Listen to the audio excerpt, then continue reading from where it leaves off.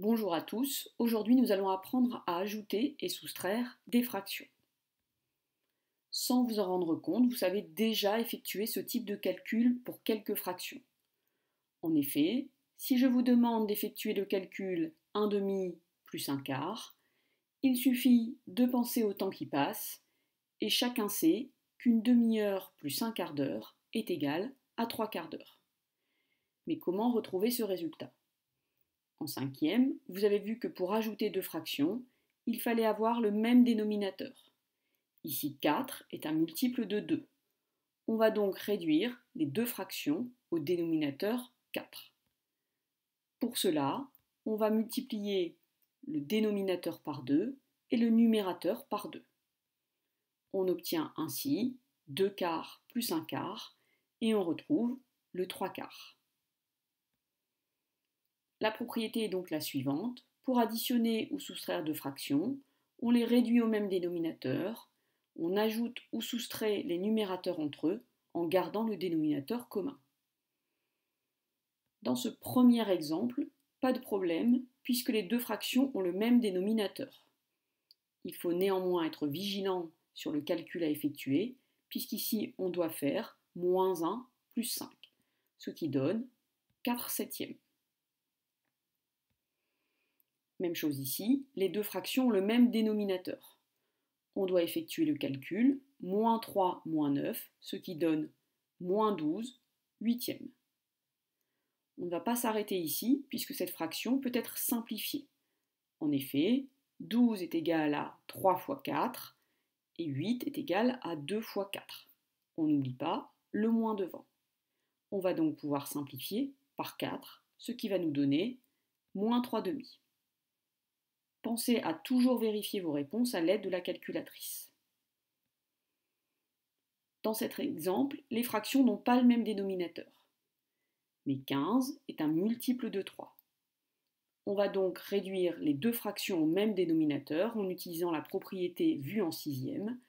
On ne change pas une fraction si on multiplie son numérateur et son dénominateur par le même nombre non nul.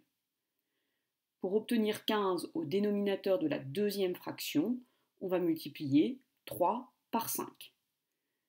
On va donc faire la même chose avec 7 qu'on va multiplier par 5.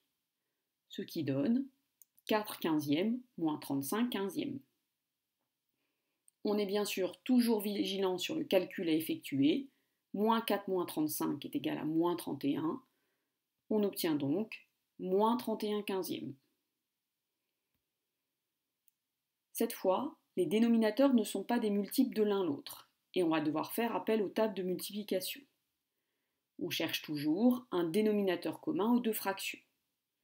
On va réciter la table du plus grand dénominateur, et à chaque fois se demander si le produit est un multiple de l'autre.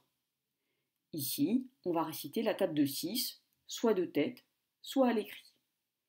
Donc, 6 fois 1 est égal à 6, et 6 n'est pas dans la table de 4. 6 fois 2 est égal à 12.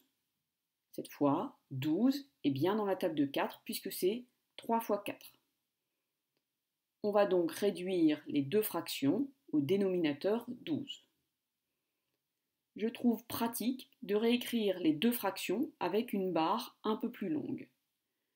Pour arriver à 12, on multiplie 6 par 2, donc on multiplie également 5 par 2. Et dans la deuxième fraction, pour arriver à 12, on multiplie 4 par 3, donc on multiplie également 7 par 3. On obtient donc 10 douzièmes plus 21 douzièmes, soit 31 douzièmes.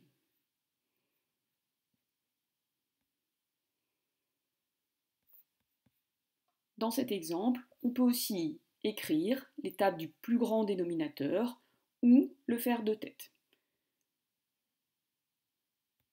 On obtient 12 fois 1 égale 12, 9 fois 1 égale 9, comme c'est pas assez, on passe à la suivante, 9 fois 2 égale 18, 12 fois 2 égale 24, 9 fois 3 égale 27, 12 fois 3 égale 36, 9 fois 4 égale 36. On trouve 36 dans chacune des deux tables. C'est donc un dénominateur commun à nos deux fractions. Comme tout à l'heure, on peut réécrire les deux fractions en faisant une barre un peu plus longue. Sur la première, pour obtenir 36, on multiplie 9 par 4, donc 2 par 4 également. Pour obtenir 36 au dénominateur de la deuxième fraction, on va multiplier 12 par 3, donc 5 par 3 également. Cette étape de réduction au même dénominateur peut également être faite de tête. On obtient donc E égale 8 36e moins 15 36e, ce qui donne moins 7 36e. Et on pense à vérifier à la calculatrice. Vous êtes désormais prêt à affronter toutes les additions et soustractions de fractions que vous pourriez rencontrer. À bientôt!